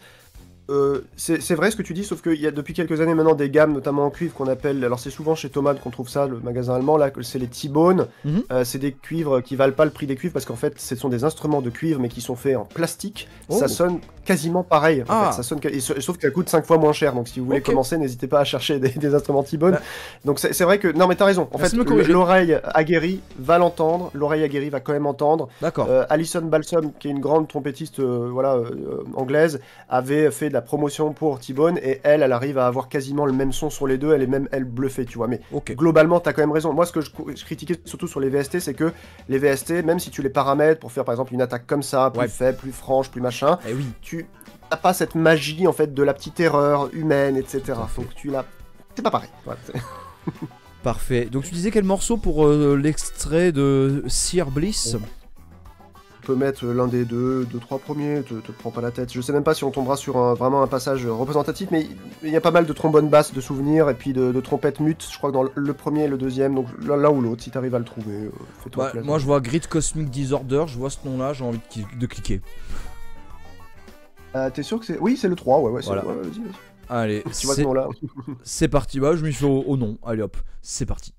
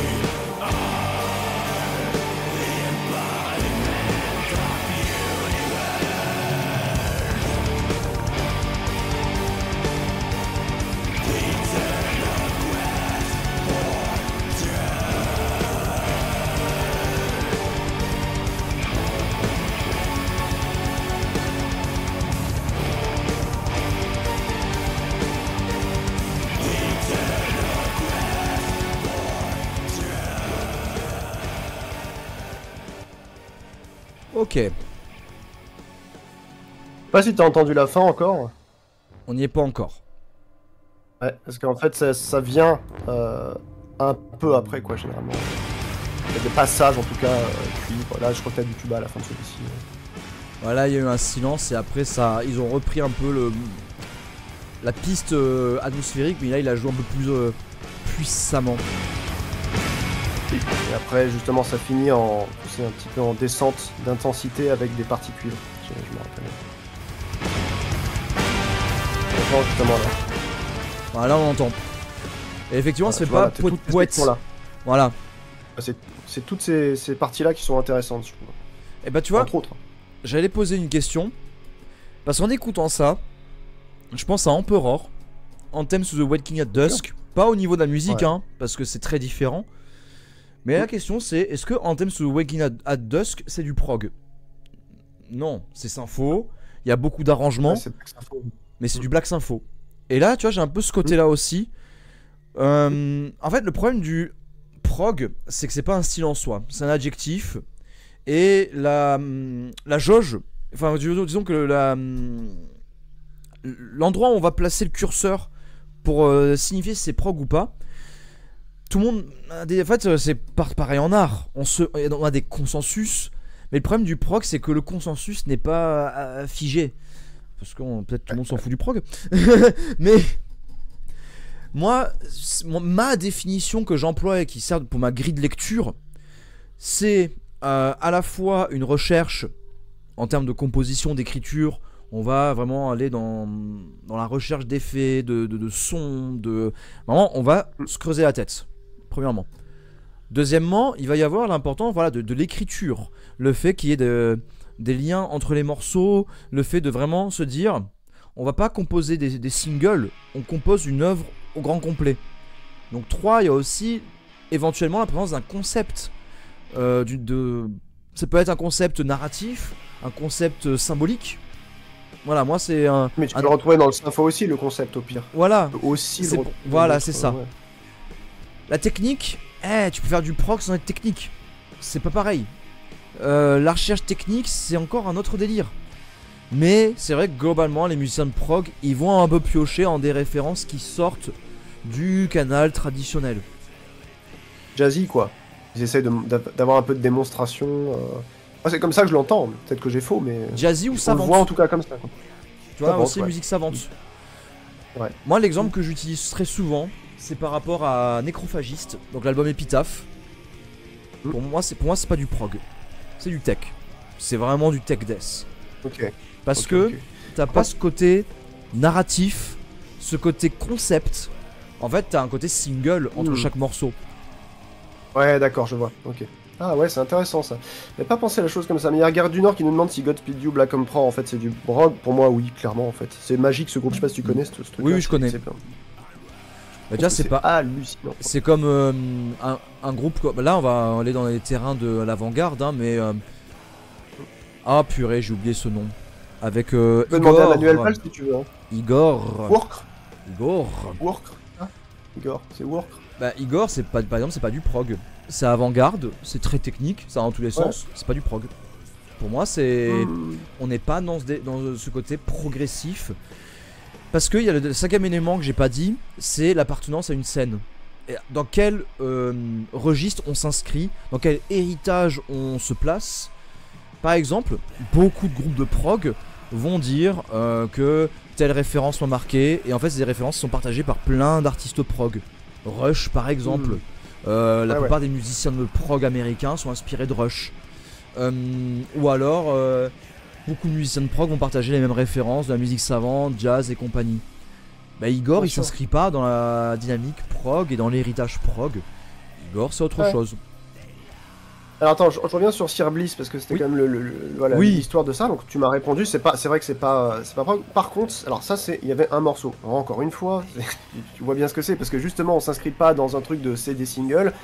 Les albums de Black Atmo comme ça, ils ont quelque chose à raconter à chaque Oui. fois. D'ailleurs, c'est marqué sur Metal Archive Atmospheric Black Metal et moi je le mettrais effectivement plus là-dedans parce que je ne sais pas où le mettre. plus que dans le Sympho Black. Parce Sympho, que, ouais. donc non seulement déjà il y a déjà des vrais instruments, en plus ils en mettent pas des chiadés non plus partout. Il y a un claviériste, tu l'as entendu, il fait des nappes un petit peu. Et quand on écoute les albums de Service, notamment celui-là, hein, il dure pas très longtemps, vous allez pouvoir vous en rendre compte si vous essayez, vous sentez quand même qu'il y a des espèces de passages clean, des trucs où ils ont cherché à sortir par exemple d'un riff.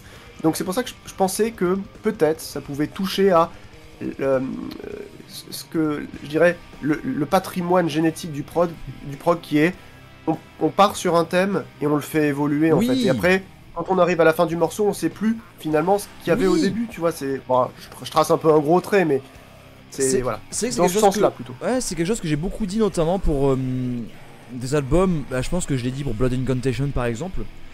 J'aime quand un album de prog me fait voyager, comme tu dis, et quand on se dit comment on est arrivé là. Mais c'est vrai, hein. T'as des albums, des fois tu dis mais attends. Et après tu retraces le chemin, tu dis oh d'accord. Et ben tu vois par exemple moi là j'ai acheté un album, c'est Orbital. C'est un duo anglais qui est aux origines de la trance, de la scène électro londonienne. C'est un des gars qui ont été précurseurs sur beaucoup de choses. Ils ont été engagés notamment par Psygnosis, c'est des développeurs de jeux vidéo pour faire 2 morceaux pour Wipeout, le jeu sur PlayStation 1. Ok, ouais, je me rappelle, Donc, j'ai la version 64 moi. Ouais. Et donc voilà, okay. Orbital, j'ai acheté du coup leur premier album, là, le Green ou Yellow, je sais plus, bah c'est le premier album. Et en fait c'est très particulier parce que c'est des moments où tu dis pareil, tu dis mais comment on s'est retrouvé là? Et en fait c'est pas du tout prog, c'est juste qu'ils vont ajouter des couches de pistes. Et à la fin tu te dis ah ok, ils ont modulé comme ça. Ouais. Oh. Et c'est pas prog alors dans ce cas-là, c'est de l'ambiance abstrait, IDM ou je sais pas quoi, Ouais, c'est très particulier. Après c'est vrai que dans le côté, ce que je disais c'est très subjectif finalement. Et moi c'est vrai que comme j'ai des références on va dire très orientées, soit jazz à cause des compositeurs de RPG japonais, soit musique savante aussi tu vois, bah, c'est vrai que moi mon curseur il est souvent dans ces réseaux là. C'est-à-dire c'est vrai que si musicalement il y a des emprunts à Bach, à Vivaldi, Beethoven, et qu'en plus il y a des changements de rythme, c'est un peu prog quand même hein. Un autre exemple qui me vient parce que tu apprécies beaucoup Megadeth, Hangar 18, il y a une grosse rupture rythmique en plein milieu. Après ça part sur un duel de guitare anthologique. C'est ça. C'est technique. Ouais, qui serait cool. C'est technique. Mais c'est pas prog. Justement, je voulais te poser la grande question ce soir. Et alors, quel est l'album de Megadeth le plus prog? J'ai pas réussi à trouver en fait la réponse parce que je crois qu'il n'y a pas de réponse en fait. Ah, moi je dirais quand même Rust in Peace a des aspects proggy quand même hein. Lucretia hein. Ah, c'est marrant. Ah, Lucretia. Ouais. Enrico parle de Euthanasia. Ah, Euthanasia, ouais, le côté thrash tardif, lancinant et tout. C'est pas con. C'est pas con. Ouais, je suis d'accord. J'ai repensé aussi à Risk, mais parce que Risk, il a quand même une palette très large quoi, d'émotions aussi. Donc, et Countdown, bon, Countdown to Extinction. Sweating Bullets. Voilà, donc en fait, 90 quoi, tous les 90, de Rust in Peace jusqu'à l'entrée de World Needs a Hero quoi finalement. Mais c'est vrai donc, que Megadeth années 90 c'était tellement particulier, c'était créatif. Tu peux ne pas aimer mais faut admettre, voilà, c'était créatif. Ils ont rien fait comme les autres quoi, ils ont rien fait comme les autres. Il y en a beaucoup qui sont venus sur ma chaîne me dire ouais tu sais moi j'aime pas Megadeth parce que c'est Nazir. J'ai dit oui d'accord, à côté de ça, sinon vous avez quelque chose d'autre à dire s'il vous plaît, parce que la voix de Mustaine ok ouais, elle plaît pas, mais clairement c'est le seul groupe qui joue ce qu'il a envie de jouer sans plagier quelqu'un d'autre. T'as l'impression d'entendre des espèces d'ersatz de Slayer tout le temps, dans tous les pays, ou des espèces de simili Metallica. Je le sais, même dans ma scène locale, depuis 20 ans, il y a 2-3 groupes qui n'essayent que de singer Metallica. Et donc Megadeth, effectivement, il est insingeable, c'est pas possible. Tu peux pas gérer, comme Mustaine, une partie de chant rythmée avec des intonations particulières et faire un riff chiadé technique en même temps à la gratte. Ça n'existe pas, ce mec est un alien en fait. Exactement. Ça n'existe pas. Et bah ça te fera plaisir parce que ma vidéo, mon rapport à Megadeth, je fais une parenthèse sur les réponses à ceux qui disent que Megadeth c'est nul et Metallica c'est mieux. Voilà. Et justement la voix nasillarde, j'en parle. Alors est-ce que tu veux que je te donne... Est-ce que tu veux que je te spoil déjà ce que je dis par rapport à la voix? J'ai envie, ouais. Désolé, Allez. je peux pas te dire, tu m'as dit que tu vas la sortir que dans 3 semaines, donc je tiens pas là. Je te spoil, je dis, mais franchement les métalleux, vous êtes là à dire que le métal c'est extrême, nous gros biscotto et tout. Attends, tu te fais arrêter par une voix? Franchement, tu vaux mieux que ça. C'est ton paternaliste affreux, C'est clair. horrible. Mais, bah quoi? Bah, tu vois, j'utilise leurs armes, on va dire. Genre, ah bah c'est beau, Cannibal Corpse, tu peux t'y faire. Et en plus de ça, tu sais, excuse-moi, t'as peut-être pas fini, mais c'est juste J'ai pour fini. dire que autant Hetfield a eu une progression, on le sent en fait dans son travail de voix au fur et à mesure de ses années, Bien sûr. autant Mustaine aussi, mais les gens ne le remarquent pas. Tout ce qu'ils entendent, c'est le ton. Pourquoi? Parce qu'en fait, il a une voix qui est la sienne. Alors, il a peut-être je sais pas, une sorte de dimorphisme, une particularité de cavité, quelque chose de particulier, physique, dont on ne peut pas préjuger, et qui fait effectivement un timbre spécifique qui est reconnaissable entre mille. Ouais. Autant Warrell Dane, on peut le singer dans sa manière d'être, autant Mustaine, si tu le singes, en fait, c'est que tu te moques, tu vois. C'est vraiment difficile. C'est vrai, Il mais a c'est vrai, vraiment t'as ça raison. à lui. Voilà. Mais t'as raison, moi avec mon frère quand on chante comme ça Hello me, meet the real me, tu vois tu te moques. C'est exactement ça. Anxiety, I know too much. Tu ne peux pas le faire. Tu ne peux... Et par contre, Warhol Day, on a bien vu qu'il y a beaucoup de chanteurs qui sont talentueux et qui arrivent très bien à chanter comme lui. Parce que, en fait, Dave Mustaine, comme tu le dis très bien, a une spécificité vocale qui est propre à lui. Exactement. Ouais, c'est vrai, faudrait que... Tu sais quoi, essaie de refaire un jour une espèce de tribune radio libre où on parle de ça entre nous, avec moi ou avec quelqu'un d'autre, mais j'ai envie d'entendre des sujets autour de ça. Je vais vous dire un truc, j'ai été très déçu il y a 4 ans, 3 ans, je sais plus, quand j'ai vu Mustaine présenter donc le nouvel album The Sick, The Dying and The Dead. Ils étaient pas forcément en tête d'affiche, mais tu sais, en groupe du soir après la vraie tête d'affiche qui était Nine Inch Nails au Hellfest 2022 Ok. ou 2023, je sais plus. C'est très triste en fait parce qu'il y avait 25-30 000 personnes devant Nine Inch Nails, ce qui était très bien, il n'y a pas de Oui. souci. Et tout le monde a commencé à fuir de la main stage 2. Et moi je me dis, mais attends, moi j'attendais là pour Mustaine. Ah oui, il joue bien à côté. Et t'avais plus que 3000-4000 Pékin devant. Bon, ok. Et je ne comprends pas en fait cette espèce de délaissement. Il y a vraiment deux écoles. Quelqu'un l'a dit dans ton commentaire, là, il dit, pour moi, Neptune, je crois. Niveau riff, Megadeth, en termes Metallica, tous les jours de la semaine, you can't change my mind. C'est Neptune. C'est dommage, hein. On n'a pas la même manière de concevoir. Je pense que les gens attendent trop de trash pur quand ils écoutent Megadeth.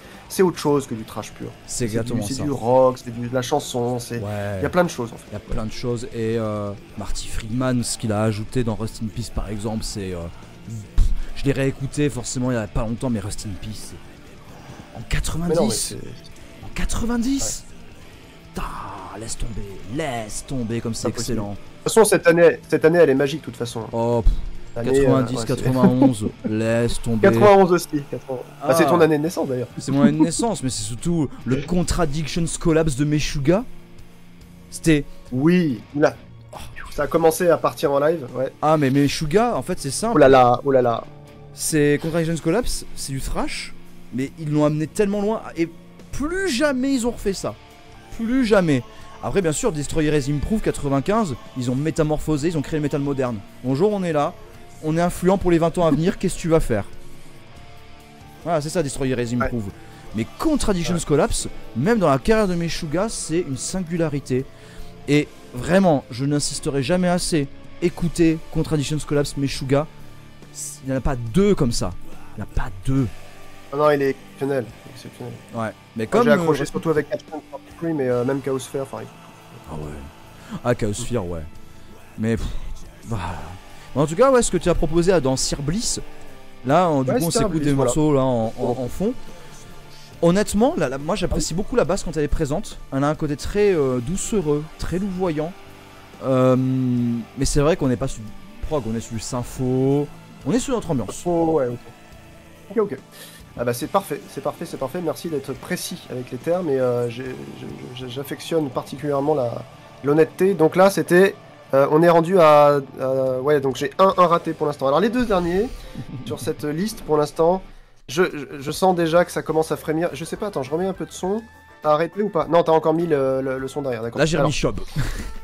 Ouais, alors Enfin, la là, transition. je pense que je vais même garder celui-ci pour la toute fin. Je vais vous montrer l'avant-dernier déjà. Ça, c'était c'était pas une découverte du groupe, mais c'était un album donc, qui venait de sortir d'un groupe que j'avais découvert en 2003 Mhm. et qui sortait et qui m'a fait me dire est-ce que c'est le même groupe que j'ai entendu avant? Tu sais, euh, tu connais ce genre de groupe qui propose quelque chose et du jour au lendemain, ça a été le cas de Dark Throne par exemple vers 2005, tout d'un coup en fait ils produisent quelque chose de complètement différent. Oui, bien sûr. Euh, Ça va être le cas avec le prochain que je vais vous montrer qui a ouvert finalement bien, je dirais, des océans de nouveautés pour ce groupe-là. Ce sont les Autrichiens de Abigor. Alors je pense que tu ne connais pas parce que Pas c'est du du tout. pur black. Alors, Voilà. ABIGHOR.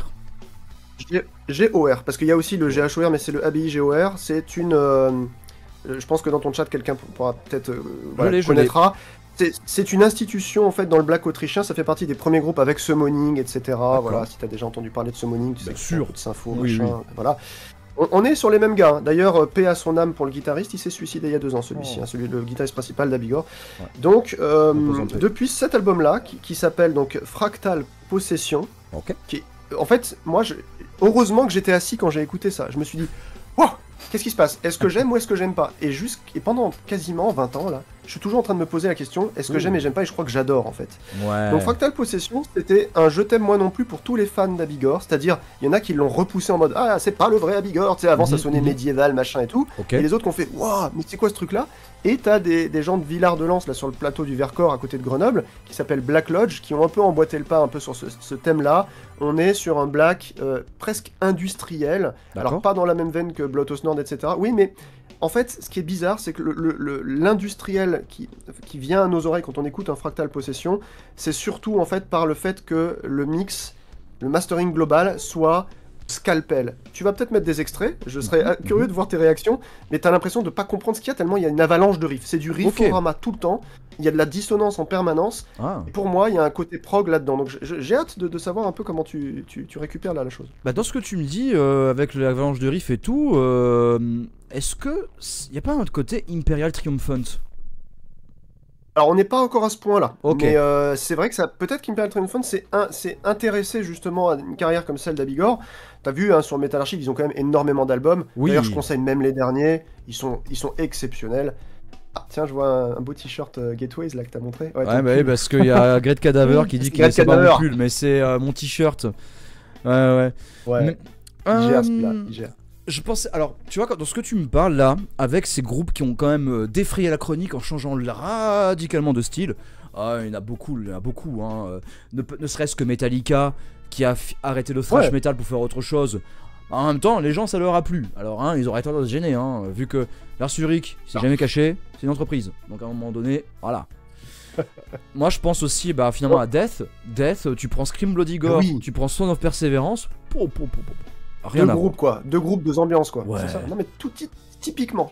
Ouais, et, Alors, ouais. Et là, tu vois, pour Death, tu vois, c'est là où, en fait, c'est le côté artistique. C'est le musicien qui a sa vision musicale. Il veut aller super loin, il veut l'aboutir. Et ça a donné Control Denied, l'album qui s'est fait aussi conspuer. Alors que Control Denied, moi, je trouve ça excellent.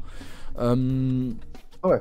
Creator Ouais, tu qui a eu m'avais sa fait période. remarquer. Ouais, voilà. Et Creator qui a eu sa période industrielle aussi. Parce que c'est le. Ouais, en Allemagne, ça se faisait beaucoup. Morbid Angel aussi, qui a eu avec David Vincent qui est revenu et ça a donné Illud Divinum Les choqués. Insanus. Alors, Illud, avant qu'on aille sur Abigor, Illud,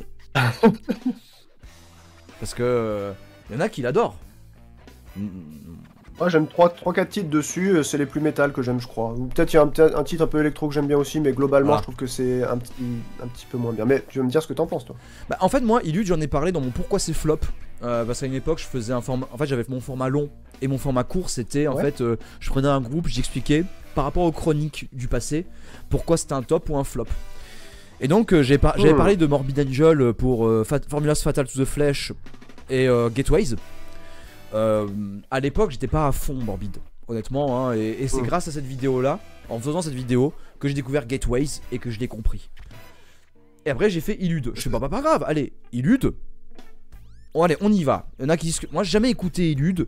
On va voir ce que ça donne. Je suis prêt à tout. Ouf. Alors, le gros problème qu'il y a, c'est que ça matche jamais en fait. L'électro ne sert pas le death metal, le death metal ne pump pas l'électro. T'as le cul entre deux chaises avec cet album. L'électro n'est pas bon, le death metal est moyen. C'est dommage.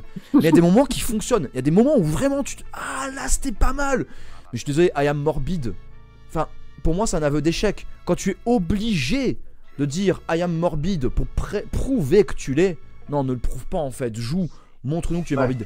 Mais comme on a vu après, c'est peut-être des bisbilles au niveau de la propriété intellectuelle. Il y a peut-être autre chose derrière ce I Am Morbid. Ouais, c'est vrai, très intéressant. Et ouais. Non, bon, après, c'est Morbid Angel. Là, récemment, moi, j'avais fait un petit papier aussi, tu sais, vidéo sur Carcass, qui Bien est sûr, le groupe des j'ai groupes vu ta aussi, vidéo.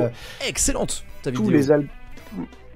Merci de ta considération, mais t'as vu, je pense que tu connaissais ce groupe. Chaque album est complètement différent, quoi. C'est la folie furieuse. Moi, je pense que ton préféré va être Earthwork, je pense, mais bon. Eh ben non. Alors, en fait, Carcass... Ah ouais? Bah en fait, Carcass, à chaque fois que j'écoute, je me dis, j'aimerais aimer ce groupe. Et... un jour peut-être, je ne dis pas. Mais Earthwork, en fait, je vois à quel point il a été hyper influent, surtout en termes de production. C'était quand déjà l'année de sortie de Earthwork, pardon? Earthwork, c'est 93. 93? Oh, c'est n'importe quoi en 93 de faire un truc comme ça. Attends, non mais c'est pas possible. À titre de comparatif, en 93, tu venais de faire Tomb of the Mutilated de Cannibal Corpse, tu vois qu'il y a une production très serrée, Ouais, mais c'est comme le Prodigal Son du groupe Afflicted dont j'ai parlé déjà dans la chaîne, 92. 94, il a dit Great Kader, je me suis trompé. Parce que le 93, c'est Tool of the Trade, je crois, c'est le truc d'avant, mais c'est là un peu la même popote, quoi. C'est de façon. Ah, j'ai 18 octobre 93 pour la sortie de Earthwork. Ok, bon, je sais pas si c'est moi ou lui, carrément. Dans ces eaux-là. Mais vraiment. Voilà, j'ai rien de plus à dire en fait par rapport à Carcass. C'est un groupe que j'aimerais aimer. Mais bref. Ouais.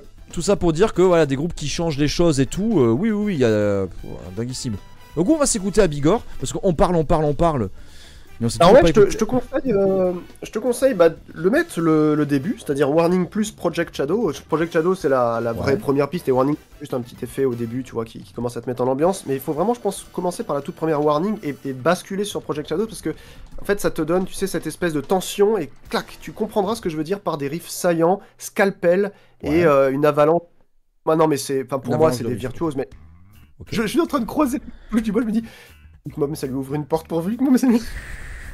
Écoute, tu sais bien que je suis pas fermé.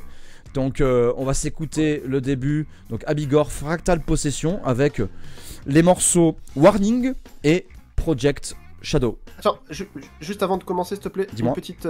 parce que je vais oublier sinon. Merci déjà de le faire. La 9 de cet album s'appelle Vaporized Tears. Cette piste est particulièrement importante pour moi, je préférais le dire parce que j'ai un peu une larme à l'œil parce que c'était une période de ma vie où j'avais commencé mon alcoolisme et tous les problèmes je les cachais sous le tapis avec du bruit et de l'alcool. Et à chaque fois que je passais sur cette piste là, c'était comme s'il y a quelque chose qui voulait me donner, je sais pas, une envie de partir, voilà. Juste ça. Mais on va écouter les deux premières, ce sera moins... Non mais tu fais bien d'évoquer, alors moi je me permets aussi une autre parenthèse par rapport justement à tout ce qui est addiction, alcool, drogue, peu importe les addictions, qu'elles soient chimiques, psychologiques, ce que vous voulez. Sachez que si vous avez besoin d'aide, il y a toujours une main tendue qui peut vous aider. Il y a des associations autour de vous. N'hésitez pas à m'envoyer un DM, moi je vous envoie les ressources, il n'y a aucun souci. Je dis ça parce que moi-même j'ai subi les affres de l'alcoolisme, pas à un niveau tel que... Mais bon, en fait l'alcoolisme on le soupçonne pas, surtout dans le milieu métal où c'est un peu tabou parce que les vrais bonhommes boivent de la bière. Et non, vraiment, s'il y a besoin d'aide, d'appui, de soutien, n'hésitez pas à en parler. Voilà, nous on juge pas, on est entre nous. Donc n'hésitez pas, et s'il y a besoin, même là dans le chat, je peux envoyer les ressources, il n'y a aucun souci. Plus que ça, même, juste, je finis sur ça, plus que ça, merci pour ce grand cœur. Moi, je suis AA, donc j'ai Alcoolique Anonyme, donc n'hésitez pas.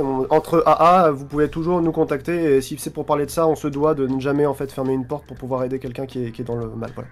Voilà, donc c'était important de faire cette parenthèse. Merci beaucoup, Cad, et on va du coup s'écouter à Bigorre.